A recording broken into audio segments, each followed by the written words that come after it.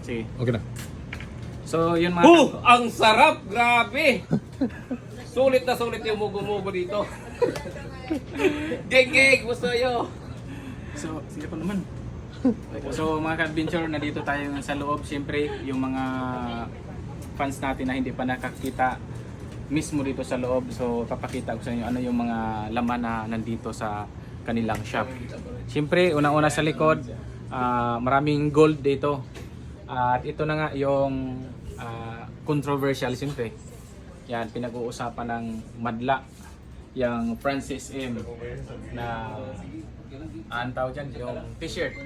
Siyempre, yung mga sikat natin na mga rapper, yan, Francis Magalona, Black 9, yan. At siyempre, itong si Chito Miranda. So dito, maraming makikita dito ng mga t-shirt na mga nabili ni Boss. So hindi lang yan, napakarami pa. So iba't ibang mga yan, mga laruan, nandito mga laruan. Siyempre, yung legend na Mr. Clean, nabili niya rin. So yan, buhay po yan. Sir, ilang taon na po. So medyo matanda na kasi yung Mr. Clean, kaya nabili niya, kalbo na po. Kaya ayan. So dito tayo. Kalbo na po siya mga ka-adventure. Siyempre, yung mga sasakyan, napakarami dito. Ayan. So yan, ito yung pinakamalaking batang kaso. Yan yung pinakamalaki. Geng-geng talaga dyan. So dito na At ito ang dito naman sa kabila, dito naman side. So nandito yung mga merch ni Boss Toyo. Meron din silang mga gitara. At ito, artista din yung ata nagbinta nito eh. Yan, dami. Mayroon din eroplano.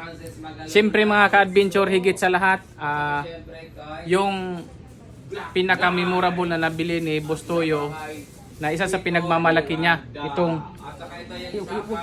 ito yung kabaong. Yan, ipakita ko sa inyo. Ayan o. So, ma'am, Ginamit ni magkano yung kabaong po? Kano pong price? So, hindi pa alam yung price, pero yan, yung nabili niya na kabaong. So, siguro more than 100,000.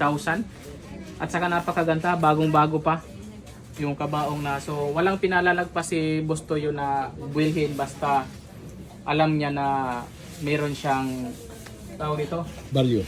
value. So yan, kabaong siguro kasya tayo dito eh. Pwede ko nang bilhin yan, sir. Wow. Babalik pa kami. Lang, pang display. So yan mga ka-adventure, so yung pinaka-huli lahat, pinaka-maganda sa lahat yung kabaong na nandito sa kanyang shop. So yan lang po, yun, napakalamig, napakaganda ng ano nito dito shop. Thank you for watching. Okay. Alright.